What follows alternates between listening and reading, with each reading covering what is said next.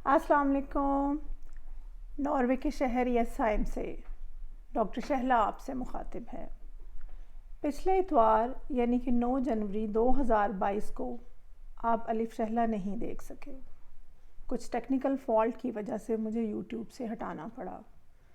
इसके लिए मैं आप सबसे माजरत चाहती हूँ। इस वक्त मेरा घर और मेरी गली मुकम्मल तौर पर बर्फ़ से ढके हुए हैं। मेरी बचपन की सहेली शुआए नूर जो नस्र भी लिखती है तो शायरी का गुमान होता है, वो मुझे हमारे व्हाट्सएप ग्रुप की एडमिनी कहती है। वो लिखती है कि मैं ड्रीम लैंड में रहती हूँ। Great minds think alike.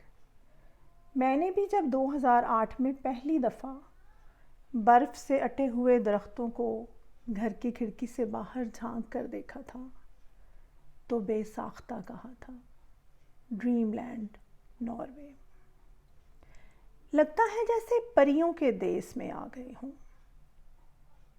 मेरे घर की हर खिड़की का मंजर बहुत खूबसूरत है, अल्हम्दुलिल्लाह। मैंने बर्फ़ में पहनने वाले नए जूते भी खरीदे हैं। ऐसे ही जूते कूप ऑप से अपनी बड़ी बेटी के लिए मैं और शामी साहब लेने के लिए ओस्लो गए थे।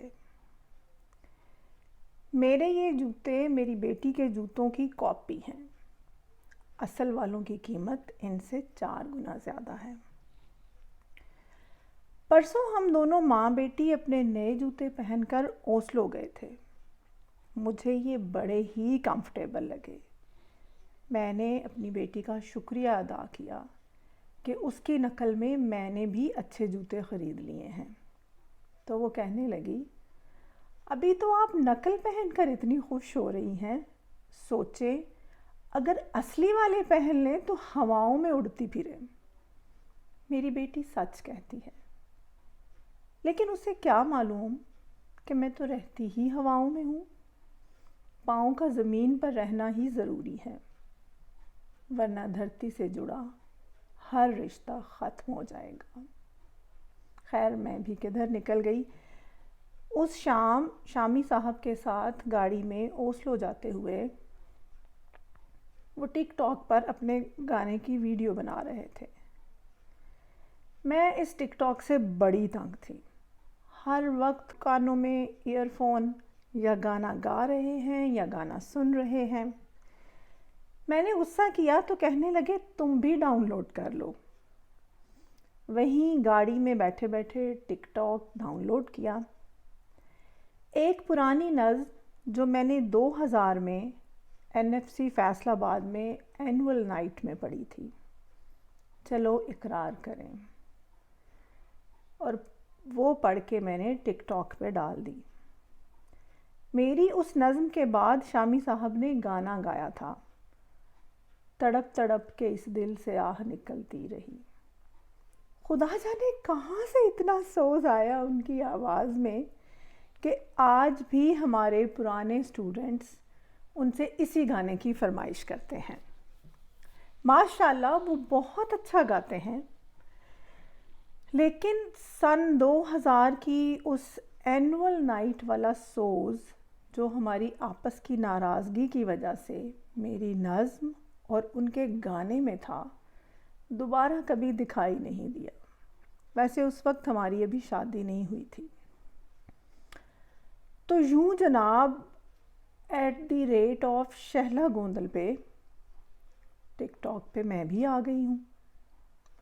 अगर शामी साहब गाने गाते हैं तो मैं अपनी पसंद की शायरी पढ़ती हूँ, बच्चों की वीडियोस भी बनाती हूँ और अपनी पसंद की तिलावत कलाम पाक भी। इस वक्त हदीस नबी सल्लल्लाहु अलैहि वसल्लम याद आ रही है, इल्म हासिल करो खा तुम्हें चीन ही क्यों ना जाना पड़े। तो ये चीनी सॉफ्टवेयर टिकटॉक खुद चल के मेरे फ़ोन की ऐप स्टोर में मौजूद था। मैंने कभी इस्तेफ़ादा ही नहीं किया। बहुत ही यूज़र फ्रेंडली और आसान एडिटिंग है इसमें। میں 2 دن میں ایکسپرٹ ہو گئی ہوں۔ جیسے ہی دل میں کوئی خیال، شعر یا بات آتی ہے، ٹک ٹاک پہ ویڈیو بنا لیتی ہوں۔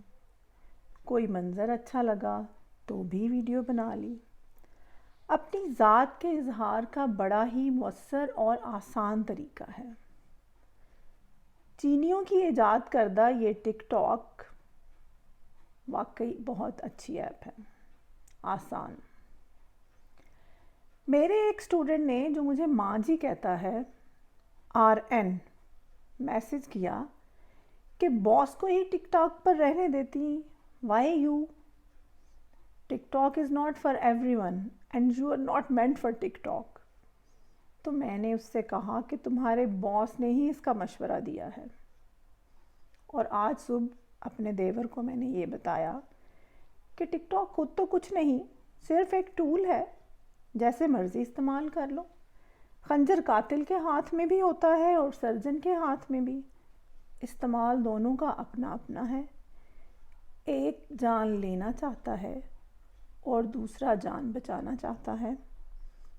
ڈفرینس آف پرسپیکٹیو ہے، بس اور کچھ نہیں۔ تو جناب، ٹک ٹاک کو ڈاؤن لوڈ کرنے کے بعد میں اور شامی جی اگلی ہی شام سٹی سینٹر چلے گئے۔ برف میں رومان کے نام پر خوب انجوائے کیا، سالوں پرانی یادوں کو تازہ کیا۔ میں نے وہی شاعری پڑھی اور شامی صاحب نے گانے گائے۔ اگر آپ لوگ ہمارے اس رومانوی ایڈونچر کو دیکھنا چاہتے ہیں تو ٹک ٹاک پر شہلا گوندل اور SH4MS786 کو سرچ کر لیں۔ خیر، یہ تو تھی ہماری کارستانیاں پچھلے سارے ہفتے کی۔ تو اب چلتے ہیں الف شہلا کی طرف۔ شانزہ، آسٹریلیا سے کرن اور آصفاب بھی، میں حاضر جناب۔ میں نے آپ لوگوں کا سنڈے خراب کر دیا الف شہلا اپلوڈ نہ کر کے، اس کے لیے معذرت چاہتی ہوں۔ آپ لوگ الف شہلا کی منتظر تھیں اور میں شامی صاحب کے ساتھ ٹک ٹاک پر بزی۔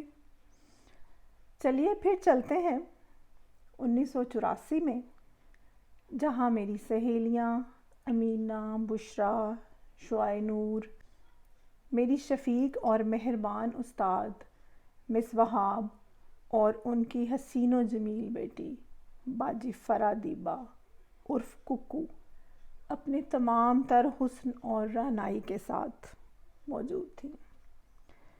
آج میں نے سب کے پورے نام اس لیے بول دیے ہیں کیونکہ باجی فرا اور باقی سب دوستوں کی طرف سے مجھے ایسا کرنے کی اجازت مل گئی ہے۔ بچپن میں جانے سے پہلے میں حالیہ واقعات پر تھوڑی روشنی ڈالنا چاہوں گی۔ میں نے اپنی پھپھو سے شعاع نور کا کانٹیکٹ نمبر تو لے لیا، اس کے بعد ہم امینہ یاسمین کا نمبر ڈھونڈنے نکلے۔ جب امینہ، بشرا اور باجی فرا کے کانٹیکٹ نمبر بھی مل گئے تو میں نے واٹس ایپ پر اپنا گروپ بنا لیا اور اس کا نام رکھا عہد رفتہ کی یاد میں، ان دی میموری آف پاسٹ۔ اور اس وقت ہمارا یہ گروپ باجی فرا اور شعاع نور کی وجہ سے خاص طور پر نہ صرف ایک دوسرے کے ساتھ رابطے کا ذریعہ ہے، بلکہ یہ ہمارے ہر دکھ سکھ میں شامل ہے۔ اگر میں بقول شعاع نور کے ایڈمنی ہوں تو باجی فرا روح رواں ہے اور شعاع نور کے ساتھ تو ہمارا دل دھڑکتا ہے۔ بشرا زیادہ تر خاموش تماشائی ہے، لیکن جب آئی تو پوری شان سے براجمان ہو گئی۔ امینہ بہت دن تو ایبسنٹ رہی اور اس نے مجھ سے اور شعاع نور سے خوب لان تان بھی کروائی ہے۔ وہ بیچاری تو مرغا بننے کے لیے بھی تیار ہے، لیکن میں نے اس کو بتایا کہ زیادہ سے زیادہ تم مرغی بن سکتی ہو، مرغا کبھی نہیں۔ خیر، جب ان سب سے پرانی باتیں ہوئیں تو بہت سی باتیں امینہ نے بھی یاد کروا دی ہیں، اور شعاع نور تو پھر شعاع نور ہے، لکھنے پر آئے تو قلم تیز گام کی طرح چلتا ہے۔ ہمارا گروپ اس وقت مجھے کسی ناول کے صفحات کی طرح لگ رہا ہے۔ شعاع نور کی یادداشتیں اور اس کا شاعرانہ انداز جب دونوں ملتے ہیں تو گروپ کی رونق کو 4 چاند لگ جاتے ہیں۔ مجھے اور شامی صاحب کو تو باجی فرا نے ڈھیروں دعاؤں کے ساتھ ہیرو ہیروئن ہی قرار دے دیا ہے، خاص طور پر ٹک ٹاک پہ اپنی حرکتوں کی وجہ سے۔ باجی کی دعاؤں کے سائے میں اور ان کے دیے ہوئے خطابات کو اپنے سینے پر سجائے ہم پھولے نہیں سما رہے۔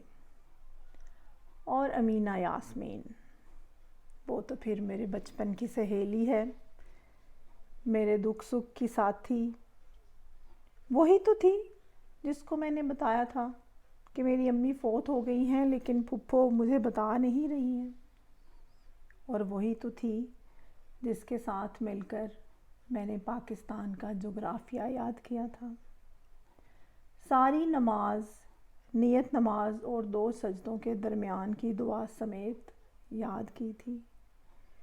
وہ، میں، امینہ یاسمین اور شعاع نور ہی تو تھے جو اس میدان کو، جو میرے اور شعاع نور کے گھر میں حد فاصل تھا، ہر وقت کراس کرتے تھے اور اس میں دھول اڑاتے تھے۔ ہاتھوں میں ہاتھ ڈال کر ہم دنیا جہان کے گانے گاتے تھے۔ گو اب شامی صاحب سے ملاقات کے بعد کبھی ہمت ہی نہیں ہوئی گانے کی۔ وہ سر کے شہنشاہ اور میں ٹھہری ایک پھٹا ڈھول۔ تو آج ہم لوگ ماضی اور حال کے اس سنگم پر کھڑے ہیں جہاں سے ایک خوبصورت مستقبل ہمارا منتظر ہے، انشاءاللہ۔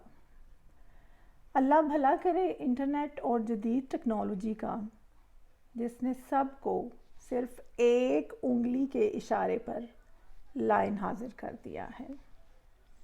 ہمارے گروپ میں آج بھی ہم سب حاضر جناب اور لبیک کہہ کر باجی فرا کے رجسٹر میں اپنی حاضری لگواتے ہیں۔ شعاع نور کی یادداشتوں پر تو میں ایک اور الگ ولاگ بنا سکتی ہوں۔ آج ان میں سے کچھ آپ کی خدمت میں پیش کرنا چاہوں گی۔ میری پیاری دوست شعاع نور عمر رفتہ کے لمحات کی نمی کو اپنے اندر اتارتے ہوئے لکھتی ہے: بابا جانے کی دکان سے من پسند ٹیڈی پیسے والے بسکٹ خریدنا، میٹھی اور کھٹی املی پر نمک چھڑکنا اور مزے لے لے کر کھانا، یقین کیجئے آج بھی وہ ذائقے زبان پر ہیں۔ ایک دن میں، امینہ، بشرا، شاہدہ کمال اور 3-4 مزید بچے اس کی دکان پر شور شرابہ کر رہے تھے۔ ہر بچہ پہلے میں کی گردان میں لگا تھا۔ بابا جی نے تیز چمکدار چھری تنبیہ کے لیے نکال لی تھی۔ سوچتی ہوں شدت پسند عناصر کی بے کنی کے لیے قوانین بھی کتنے ضروری ہیں۔ یہاں بھی ٹریفک پولیس بابا جانے کی چھری لے کر کھڑی ہو جائے تو حالات بہتر ہونے لگیں گے۔ اور یہاں پر میں یہ ایڈ کرنا چاہتی ہوں کہ اگر واقعی وہاں کی انتظامیہ اپنے ہاتھ میں بابا جانے کی چھری لے کر کھڑی ہو جائے تو وہ واقعات نہ ہوں جیسا کہ مری میں پچھلے دنوں ہوا۔ برف کی طوفان میں پھنسے ہوئے کتنے لوگ مدد نہ ملنے کی وجہ سے اپنی جانوں سے ہاتھ دھو بیٹھے۔ خدا جانے ساری انتظامیہ کہاں تھی، اور کون سا بابا جانا آئے گا جو اپنے ہاتھ میں چھری پکڑ کے ان کو سیدھا کروائے گا۔ میں یہاں بیٹھ کے صرف دعا کر سکتی ہوں۔ خیر، شعائع نور مزید لکھتی ہے، گڑ کی گچک کس نامعقول کو یاد نہیں ہوگی۔ سیاہ لکڑی کے گیٹ کے دوسری طرف سے ایک بابا جی بلا کی صورت دکھتے تھے، بال بکھرائے ہونک بابا جی، لیکن گچک بڑی ہی مزیدار بناتے تھے۔ بڑے سے تھال میں سے توڑ توڑ کے گچک ڈالتے تھے اور ہم اپنی 54 کو مٹھی میں دبائے ان کے منتظر رہتے تھے۔ پھر وہ گچک دوبارہ نہیں ملی۔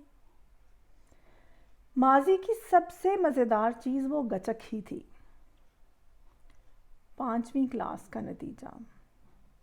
اپنی پیاری میم مس وہاب کے ساتھ میں سینٹر اسکول گئی تھی، بس وہ اور میں، ان کے قدموں کے پیچھے میں اپنے قدم رکھتی ہوئی جا رہی تھی۔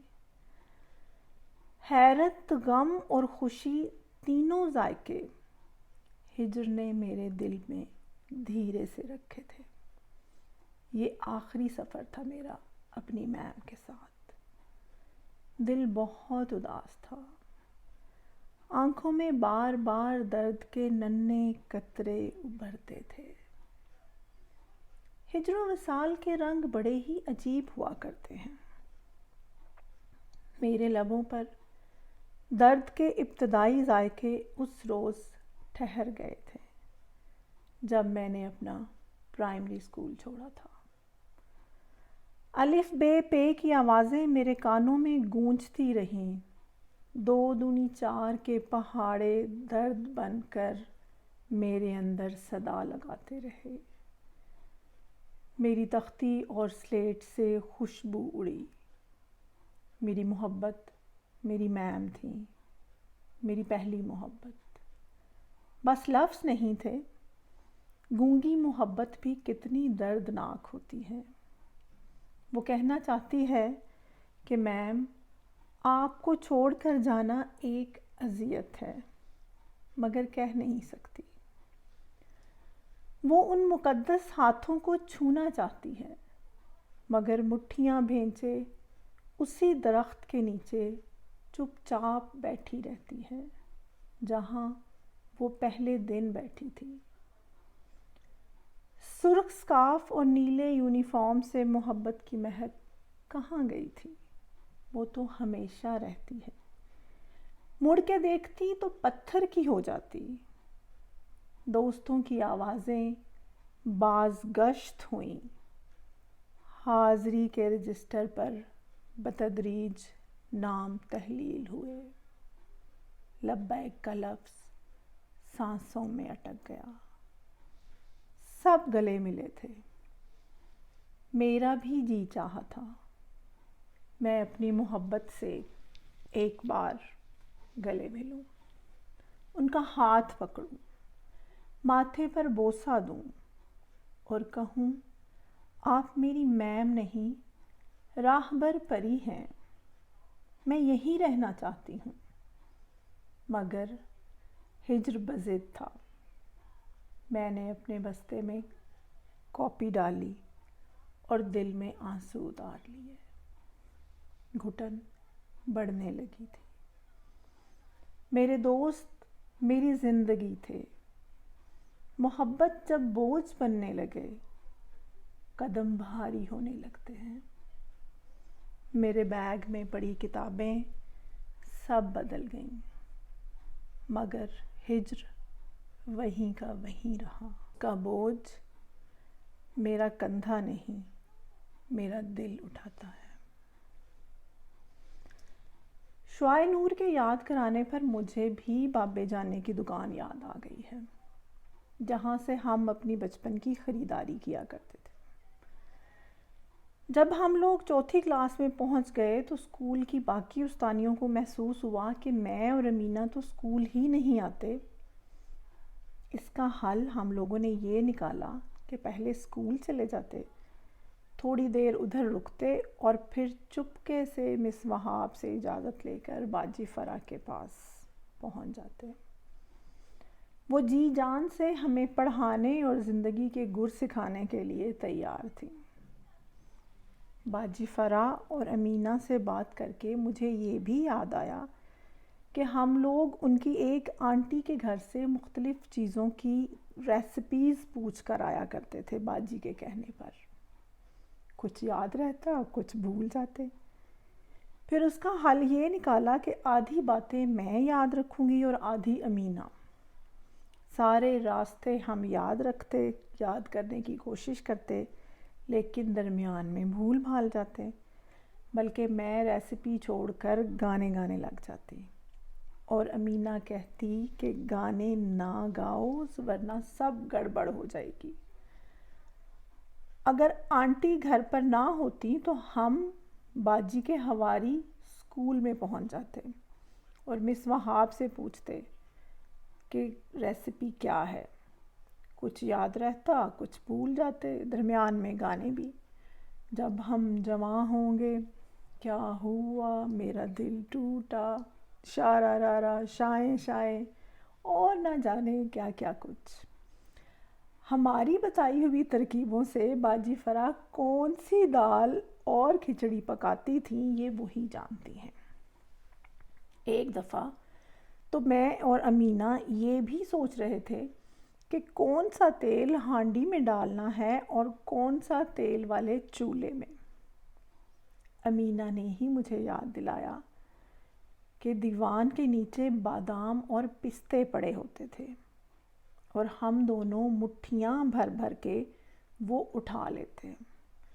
کھانے کے بعد چھلکے اپنے بیگ میں ڈال لیتے تاکہ چوری کا کوئی ثبوت پیچھے نہ رہے۔ امینہ میری بہترین دوست تھی۔ نیلے رنگ کا یونیفارم پہنے، کاندھے پر بستہ لٹکائے، ننھے قدموں سے اسکول کی جانب بھاگتے چلے جانا، اس امید کے ساتھ کہ سب دوبارہ ملیں گے اور پڑھیں گے اور کھیلیں گے۔ اور فرا باجی کی سنگت کتنی ہی دل فریب ہوا کرتی تھی۔ میں اور امینہ ان سے پڑھتی، ان کے ساتھ بازار جاتی، وہ ہمیں ہماری من پسند چاٹ کھلاتی، ہماری انگلیوں میں من پسند چھلے بھی پہناتی۔ ہماری خوشی قابل دید ہوا کرتی تھی۔ زندگی کی تلخیوں سے بے خبر معصوم دل یوں ہی خوش ہو جایا کرتے تھے۔ مجھے یاد ہے امتیازی نمبروں کے ساتھ جب میں اپنی تیسری کلاس میں سیکنڈ آئی تھی تو میرے اندر کا منظر کتنا شاداب تھا، یہ بیان سے باہر ہے۔ مگر یہ بھی سچ ہے کہ شعاع نور کی طرح میں بھی ہجر کی زمین پر سوتی تھی، اپنے بہن بھائیوں سے دور، والدین سے دور۔ ایک اداسی میرے اندر پھیلی ہوئی تھی۔ کتنی عجیب بات ہے، جدائی مجھ میں جاں گزیں تھی مگر میں اس کے نام سے واقف نہیں تھی۔ اور امینہ تو پھر میری سکھی تھی۔ وہ میری ایسی دوست تھی جیسا کسی دوست کو ہونا چاہیے۔ She was my ever best friend۔ اگر میں اچھے دوست کی تعریف کروں تو شاید کچھ اس طرح کہ بہترین دوست کی سنگت میں ہم خود کو محفوظ سمجھتے ہیں۔ میں بھی اس کے ساتھ محفوظ اور مطمئن تھی۔ کبھی امینہ میرے گھر، کبھی میں اس کے گھر، کبھی ہم سب شعاع نور کے گھر اور کبھی باجی فرا کے گھر۔ پڑھائی کے ساتھ ساتھ ہمارے کھیل کود اور شرارتیں بھی جاری و ساری تھیں۔ اگر امینہ میرے گھر ہے تو جو پکا ہے دونوں نے کھا لیا، امرود کھا لیے یا کوئی اور فروٹ، اور اگر میں اس کے گھر ہوں تو جو ادھر ہوا وہ کھا لیا۔ اور باجی فرا کی تو ہر چیز ہماری تھی بائی ڈیفالٹ۔ وہیں پر ایک اور فیملی فرینڈز تھے، مولوی صاحب اور ان کی فیملی۔ میں اپنی پھوپھیوں کے ساتھ ان کے گھر بھی جایا کرتی تھی۔ ان کی بیٹیاں باجی بیبی اور باجی طاہرہ بہت ہی پیاری اور ماڈرن تھی۔ باجی بیبی اپنے لمبے بالوں کی خوبصورت کھجور والی چٹیا بنایا کرتی تھی۔ مجھے آج بھی وہ چٹیا بہت اچھی طرح یاد ہے، اور ان کے گھر مہمان بن کے جانا تو مجھے بہت پسند تھا۔ ان دنوں سپریم چائے نئی نئی آئی تھی۔ وہ لوگ سپریم چائے بناتے تھے، ساتھ اکثر پکوڑے، چینی والے یا کریم والے بسکٹ اور دال سویاں بھی ہوتی تھیں۔ چائے کے لوازمات، یہ سب چیزیں مجھے بہت پسند تھیں۔ چائے تو میں نہیں پیتی تھی، لیکن کریم والے بسکٹس پہ ہاتھ ضرور صاف کرتی تھی۔ اور ان کے گھر میں ہمیشہ بہت اچھے طریقے سے مہمان نوازی کی جاتی تھی۔ اللہ تعالیٰ ان سب کو خوش رکھے ہمیشہ، اور مولوی صاحب اور ان کی اہلیہ کو غریق رحمت کرے، آمین۔ باجی بیبی تو شاید انگلینڈ میں یا جرمنی میں ہوتی ہیں، لیکن باجی طاہرہ لاہور میں۔ چھوٹی پھپھو سے ان کا نمبر لے کر پچھلے ہفتے میں نے ان سے بھی بات کی ہے۔ فوراً پہچان لیا انہوں نے، اتنے سالوں بعد بھی ان سے بات کر کے ویسا ہی لگا جیسا پہلی دفعہ لگا تھا، یعنی کہ بہت اچھا۔ اللہ ان کو ہمیشہ خوش رکھے، آمین۔ 1984 میں ہی مجھے اپنی ایک خالہ جو میری اماں کی پھپھو کی بیٹی ہیں، ان کے گھر جانے کا اتفاق ہوا۔ اب تو ان کی وفات ہو چکی ہے، اللہ تعالیٰ انہیں بھی غریق رحمت کرے، آمین۔ خالہ کی بڑی بیٹی کی شادی تھی۔ اس شادی کو بھی میں نے بہت انجوائے کیا۔ شادی بیاہ کے اور بھی کتنے سارے گیت مجھے یاد ہو گئے اس شادی میں جا کے۔ ان میں سے ایک بہت ہی فنی تھا، واہ واہ کڑاکا کدوے دا۔ جھنگوی سٹائل کے پنجابی میں گایا گیا یہ گیت آج بھی میری سماعتوں میں گونج رہا ہے۔ چنی کیسری تے گوٹے دیاں تاریاں، متھے تے چمکن وال میرے بنڑے دے، اور بہت سارے اور شادی کے گیت۔ میری اپنی خالہ انہی دنوں کویت سے واپس آئی تھیں۔ بڑا سا رنگین ٹی وی اور وی سی آر، دونوں ہی ریموٹ کنٹرول تھے۔ پہلی دفعہ میں نے ریموٹ کنٹرول دیکھا۔ شاید وہ لوگ سرگودا سے اپنے ساتھ وی سی آر لائے تھے یا کیا، یہ مجھے یاد نہیں، لیکن اس شادی پر سارے خاندان والوں نے مل کر فلم دیکھی تھی، نوکر ووٹی دا۔ ان دنوں انڈین فلمیں اتنی عام نہیں تھیں، لیکن خالہ لوگ کویت سے وی سی آر کے ساتھ ساتھ ڈھیر ساری فلموں کے کیسٹس بھی لے کر آئے تھے، گیت مالا اور فلمیں۔ پہلی فلم جو مجھے یاد ہے جو میں نے ساری دیکھی تھی، وہ تھی امیتابھ بچن کی اور زینت امان کی لاوارث۔ اس میں مجھے زینت امان کا کتا بہت پسند آیا تھا، خاص طور پر جب امیتابھ بچن نے اس کتے کو مرچی کھلا دی تھی اور وہ پاگل ہو گیا تھا۔ خیر، اس زمانے کی فلمی باتیں تو بہت ساری ہیں۔ امیتابھ بچن کی فلموں سے متاثر ہو کر میں نے خالہ کے گھر کے ساتھ جو ملک رہتے تھے، ادھر جا کر ان کی بیٹیوں کے ساتھ ایکٹنگ بھی کی تھی۔ بدتمیزوں نے مجھ سے ایکٹنگ کروا لی، شرابی امیتابھ بچن کی، اور بعد میں جا کر میری خالہ کو بتا دیا۔ اور خالہ کے پانی والے پائپ سے تو آپ لوگ پہلے ہی واقف ہیں، بڑی کٹ پڑی تھی۔ خیر، اس طرح کی باتیں تو ابھی بہت ہیں۔ واپس چلتے ہیں جھنگ، جہاں پر ہم لوگوں نے شادی اٹینڈ کی۔ پہلی اصلی شادی جو مجھے کافی حد تک یاد ہے، وہ باجی سین کی ہی تھی۔ جھنگ تو میں 1983 میں بھی گئی تھی اپنی خالہ کی بڑی بیٹی باجی آسمہ کے ساتھ. وہی باجی جنہوں نے میری ماں کے بعد مجھے سب سے زیادہ پیار دیا ہے. باجی فرا کا اپنا مقام ہے اور باجی آسمہ کا اپنا مقام. خیر، ہم لوگ ادھر اپنی کزنس کے کالج گئے باجی نویدہ اور حافظ باجی کے ساتھ. کینٹین پر جا کر انہوں نے مجھ سے پوچھا کہ شہلا آپ کوک پیو گی یا پیپسی؟ میں نے سوچا کہ پیپسی تو کچی بوتل ہے جو آف کورس میں کبھی بھی نہیں پی سکتی، تو چلو آج کوک ٹرائی کر لیتے ہیں. ورنہ شیزان ہی کہہ سکتی تھی، لیکن کوک جاننے کا بھی شوق تھا کہ یہ کیا ہوتی ہے. جب کوک سامنے آئی تو دیکھا کہ وہ تو کوکا کولا ہے. دیکھ کر میری آنکھوں میں آنسو آ گئے. یہ کیا؟ Coca Cola? وہ تو میں کسی صورت میں نہیں پی سکتی تھی. سخت پیاس لگی تھی، لیکن کہیں بے عزتی نہ ہو جائے اس لیے خاموشی اختیار کی. ہم لوگ اس وقت شاید کوئی ہفتہ بھر رہے تھے. اس دوران ساری باجیوں کے ساتھ ان کے کالج، سہیلیوں، رشتہ داروں کے گھروں میں خوب سیریں کیں. اور ہاں جناب، تبھی 1983 میں میرا پہلا دانت بھی جھنگ میں خالہ کے گھر ہی ٹوٹا تھا.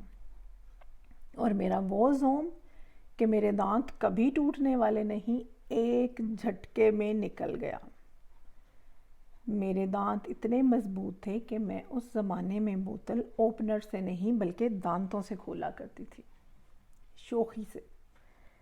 لیکن اب ایسا کرنے کے بارے میں سوچ بھی نہیں سکتی.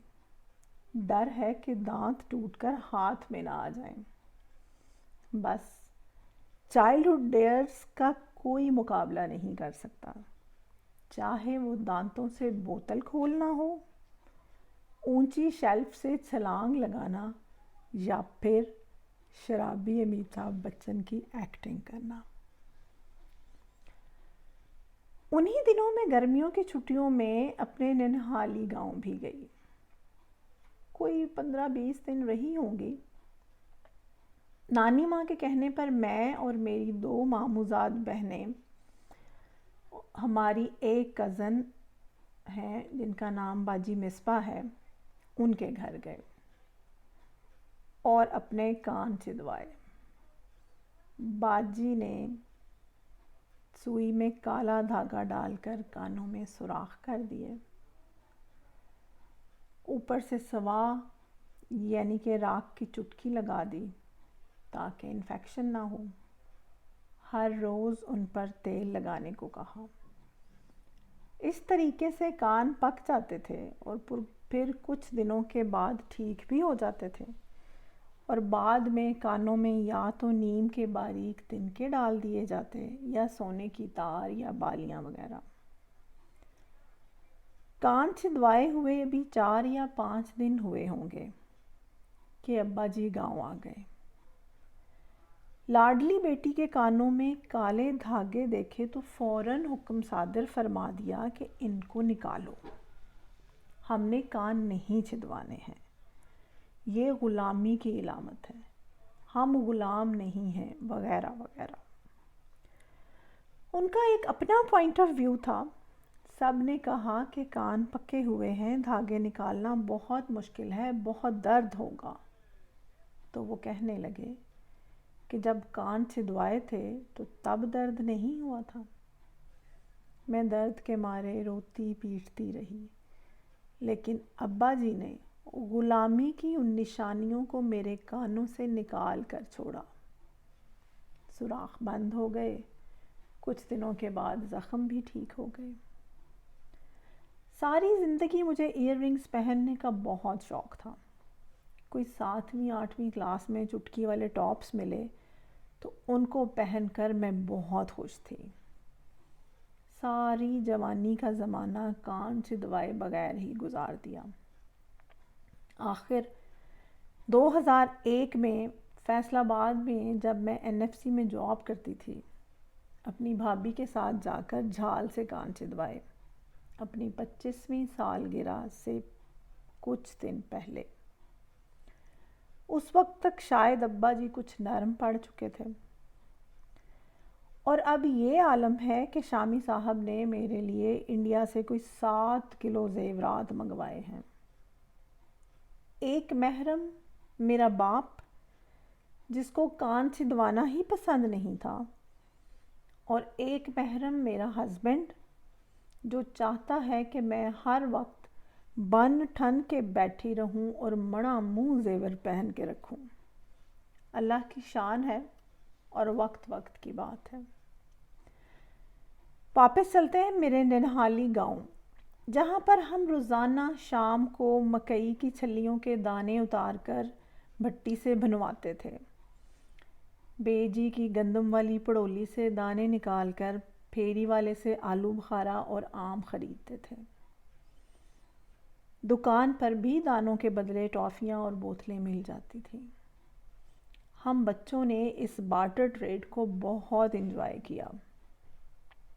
بے جی کو ویسے تو اپنی پڑولی کے دانے بہت عزیز تھے، لیکن میرے ساتھ ان کے پیار کی وجہ سے وہ مجھے دانے نکالنے دیتی تھی۔ ہم لوگ ڈیری بھی جاتے تھے۔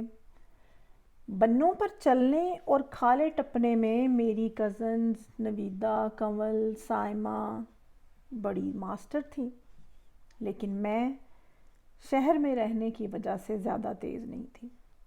وہ میرا مذاق اڑاتی تھیں اور مجھے شیرن شیرن کہتی تھیں۔ ہم لوگ چھوٹی راج باغ میں نہاتے بھی تھے، بیر توڑ کر کھاتے، ڈوکے بھی توڑنے کی کوشش کرتے، لیکن کھجوریں اونچی بہت تھیں۔ اور ہاں، گرمیوں میں جامن کے درختوں پر جامن بھی تو بہت تھے، جن کو توڑنے کے چکر میں ہم لوگ ساری دوپہر باہر پھرتے رہتے تھے۔ شام کو ڈیرے کے ساتھ والے نلکے سے میٹھا پانی بھی بھر کر لاتے۔ گھر کے نلکے کا پانی نمکین تھا، ہر کام کے لیے استعمال ہو سکتا تھا، لیکن پینے کے لیے نہیں۔ ویسے تو ماشکی بھی اپنی مشق سے پانی کی چاٹیاں اور گھڑے بھر جایا کرتا تھا، لیکن ہم لڑکیوں بالیوں کے لیے بھی پانی بھرنا ایک ایڈونچر تھا۔ ہم سلور کی ولٹویاں سر پر اٹھائے میٹھا پانی بھر کر لاتی تھی، اور مجھے پانی بھرنے کا بڑا شوق تھا۔ اگر ضرورت نہ بھی ہوتی تو ہم لوگ کزنز ہاتھوں میں برتن اٹھائے پانی بھرنے نکل پڑتی، سارے راستے میں اٹکیلیاں کرتے ہوئے جاتے اور واپس آتے۔ بارش نہ آنے کی صورت میں دعائیں مانگتے، ربا ربا می ورسا، ساڈی کوٹھی دانے پا، لمبڑاں دی کوٹھی ڈڈو پا۔ اور انہی دنوں نیم، جس کے پتے انتہائی کڑوے ہوتے ہیں لیکن زخموں، پھوڑوں، پھنسیوں کے لیے قدرتی اینٹی سیپٹک ہے، اس کی پکی ہوئی یلو کلر کی نمولیاں بہت میٹھی ہوتی ہیں۔ ہم لوگ نیم کے نمولیاں بھی کھاتے تھے۔ گھر والے کہتے تھے کہ نمولیاں کھانے سے ساون بھادوں میں پھوڑے نہیں نکلتے۔ یوں میں نے گاؤں میں خوب موج کی۔ موج کے ساتھ ساتھ ایک دن مار بھی پڑی۔ میرے نانا جی، جو کہ کافی پڑھے لکھے تھے اور مجھ سے بڑا پیار کرتے تھے، جیسا کہ میں پہلے بھی بتا چکی ہوں کہ میرے نانا جی گورنمنٹ کالج لاہور کے گریجویٹ تھے، ایک دن ایک ماچس کی ڈبی اٹھا کر مجھے کہنے لگے کہ اس پہ کیا لکھا ہے۔ اس پر انگلش میں کچھ لکھا تھا۔ اس وقت تک مجھے ABC لکھنا اور پڑھنا نہیں آتی تھی۔ میں نے ABC 6ٹھی کلاس میں لکھنا پڑھنا سیکھی تھی، لیکن مجھے یہ پتا تھا کہ اس ڈبی پہ کیا لکھا ہے، کیونکہ اس کی دوسری طرف اردو میں لکھا تھا تاج محل، جو میں پڑھ چکی تھی۔ نانا ابو پر اپنی علمیت جھاڑنے کے لیے میں نے بولا کہ اس پر لکھا ہے تاج محل۔ وہ بڑے خوش ہوئے، پھر کہنے لگے، اچھا اب اس کے سپیلنگ کرو۔ میں نے کہا وہ تو مجھے نہیں آتے۔ انہوں نے ایک زور کا تھپڑ میرے منہ پر مارا اور بولے اگر سپیلنگ نہیں آتے تو پڑھ کیسے لیا؟ یہ الگ بات ہے کہ پھر سارا دن وہ مجھ سے سوری کرتے رہے اور پیار کرتے رہے، لیکن ان کے اس ایک تھپڑ نے مجھے ایک سبق اچھی طرح سکھا دیا کہ ہوشیاری ہر وقت کام نہیں کرتی اور جس کام کا پتہ نہ ہو اس میں ٹانگ نہیں اڑانی چاہیے۔ گرمیوں کی چھٹیاں انہی سیر سپاٹوں میں گزار کے، کبھی گاؤں، کبھی سرگودا خالہ کے گھر، کبھی اپنے گھر، موج میلہ کر کے میں واپس اپنے ددحال آ گئی، جہاں پر میرا سکول، میری سہیلیاں، باجی فرا، میری پھوپھیاں، دادی ماں اور تایا جی بڑی بے چینی سے میرے منتظر تھے۔ واپس آ کر وہی روٹین، سکول، مس وہاب کا گھر، امینہ اور موما کا گھر اور ہمارے گھر کے باہر کا بڑا سا میدان، ہمارے کھیل، اسٹاپو، رسہ کودنا، پورے گراؤنڈ میں رسہ کودتے ہوئے سائیکل چلانا، بابے جانے کی دکان، گچک، ٹافیاں، سپاریوں کی شاپنگ اور ساتھ ساتھ پڑھائی بھی۔ انہی دنوں ہم ایک اور سکول میں سپورٹس کے لیے بھی گئے تھے۔ میں نے بھی ایک گیم میں حصہ لیا جس کے 3-4 پارٹس تھے۔ سلیٹ پر ریاضی کا ایک سوال حل کرنا تھا، ایک بنانا کھانا تھا اور رسی کودتے ہوئے آخری مقام تک جانا تھا۔ میں نے پارٹیسپیٹ تو کیا لیکن کوئی پوزیشن نہیں آئی۔ سوال حل کرتے ہوئے اتنا وقت لگ گیا کہ پورا بنانا نہیں کھایا گیا اور ٹینشن سے رسی باہوں میں الجھ گئی۔ خیر، باقی لڑکیوں نے بھی حصہ لیا سپورٹس میں، جیسے کہ بوری ریس اور چمچ کے اوپر پنگ پونگ رکھ کے چلنے والی ریس، اور وہیں پر ہم لوگوں نے کھٹی اور میٹھی دونوں املیاں کھائیں۔ مقابلہ تو کیا کرتے، سیر سپاٹے کر کے املیاں سموسے وغیرہ کھا کے گھر آ گئے اور پھر ہم لوگ ایک پیروڈی گاتے تھے۔ یہ سکول ہمارا ہے، اسے ہم نے بگاڑا ہے، اس کا ایک ایک بچہ بچپن سے آوارہ ہے، یہ سکول ہمارا ہے، اسے ہم نے بگاڑا ہے۔ انہی شرارتوں میں 1984 گزر گیا۔ 31 مارچ 1985 کو ہمارا چوتھی کلاس کا رزلٹ آیا۔ نتیجہ وہی پرانا تھا، امینہ یاسمین اول، شہلا گوندل دوم اور شعائے نور سوم۔ لیکن اس بار شعائے نور غصے میں نہیں بلکہ اداس تھی، کیونکہ میں وہاں سے ہمیشہ ہمیشہ کے لیے واپس سرگودا جا رہی تھی۔ ہم جو اب تک بہت اچھے دوست بن چکے تھے، اکٹھے سپاریاں اور املیاں کھاتے تھے، پتھروں سے اتار اتار کے ناخنوں پہ نیل پالش لگاتے تھے، سیو بیری کے بیر توڑ توڑ کے کھاتے تھے، مقابلے پر ایک سے بڑھ کر ایک خوبصورت فراک پہنتے تھے، ہنستے بھی تھے، لڑتے بھی تھے۔ جب ہم جدا ہوئے تو میں اور شعائے نور دونوں ہی فراک میں ملبوس تھے، کیونکہ میری اماں کو صرف فراک پسند تھے اور شعائے نور کو مجھ سے بھی زیادہ پیارے فراک پہننا تھے۔ یوں ہم لوگ 1985 میں جدا ہو گئے اور دوبارہ 2021 میں فون پر رابطہ ہوا۔ اللہ بھلا کرے واٹس ایپ کا کہ اب ہم سب لوگ ہر وقت اپنی پوسٹس اور کمنٹس کے ساتھ ایک دوسرے کی زندگی میں شامل ہیں۔ برف پگھل چکی ہے، گھر کے باہر کی نہیں بلکہ سالوں کی جدائی سے جمنے والی برف۔ ہمارے عہد رفتہ کی یاد میں گروپ نے ایک جھٹکے میں ساری برف پگھلا دی ہے۔ پچھلے ہفتے ہی باجی فرا کو، جو انگلینڈ میں رہتی ہیں، کرونا ویکسین لگی ہے، اور ڈاکٹر شعاع نور نے جو پاکستان میں رہتی ہیں ان کو پتہ نہیں کون کون سی دوائیاں، ان کی خصوصیات، خامیاں، خوبیاں لکھ کر اور وائس میسیجز کر کر کے بھیجے ہیں۔ شاعرہ شعاع نور تو بڑی اچھی ڈاکٹر بھی ہیں۔ کینیڈا میں مصروف امینہ یاسمین، پاکستان میں چلبلی چنبیلی بشرا، اور انگلینڈ میں ہماری جان باجی فرا، ہمارے پیار میں کوئی کمی نہیں آئی، بلکہ ہماری محبت نے ٹائم اینڈ اسپیس کو لپیٹ کر رکھ دیا ہے۔ اللہ تعالیٰ ہمیں اسی طرح ہمیشہ جڑا رکھے، آمین۔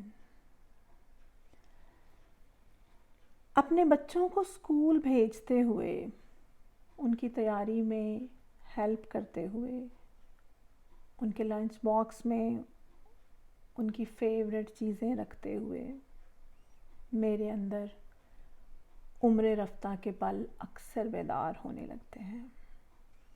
وہ گلاب لمحے، وہ سہیلیوں کی آوازیں، وہ بچھڑے پل، خوف اور خوشی کے ملے جلے جذبات، گلابی ہتھیلیوں پر پھیلی سیاہی، تختی پر گاچھنی کی خوشبو، مس وہاب کی نائلون کی تاروں سے بنی لکڑی کی کرسی، بہار کی صبحیں، ایک دوسرے کے گھر آنے جانے کے راستے۔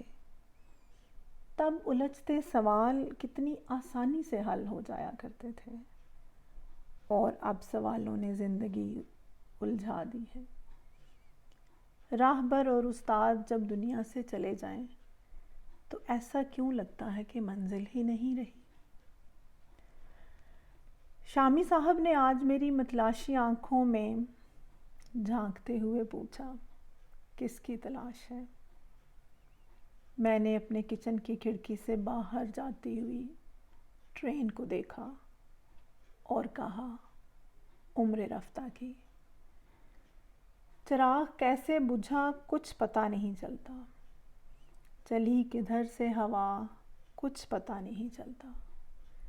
میری زمین میرا آخری حوالہ تھی، میرا وطن پاکستان کہاں ہے اور میں کہاں ہوں، اس کا سرا کچھ پتہ نہیں۔ منجمد اداسی کو توڑنے کا فن شامی صاحب خوب جانتے ہیں۔ وہ اپنی دلکش آواز میں گیت گاتے ہوئے میرے ہونٹوں پر اسی مسکراہٹ کو دیکھنے کے تمنائی تھے جو ہمیشہ میرے وجود کا حصہ رہی تھی۔ شامی صاحب کی سنگت میں ان کے کاندھے سے لگ کر مسکراتے ہوئے ایک ننھا گرم آنسو میری آنکھ میں ٹھہرا تھا۔ نہیں سمجھ سکی یہ اظہار تشکر تھا یا عمر رفتہ کا کوئی لمحہ۔ اس کے ساتھ ہی آج کے ولاگ کو دی اینڈ کرتے ہیں۔ اپنا اور اپنے چاہنے والوں کا ڈھیر سارا خیال رکھیے گا، مجھے اپنی دعاؤں میں یاد رکھیے گا، پرانے رابطے بحال کیجیے اور خوش ہو جائیے۔ اجازت چاہتی ہوں، آپ کی اپنی ڈاکٹر شہلا۔ اللہ حافظ۔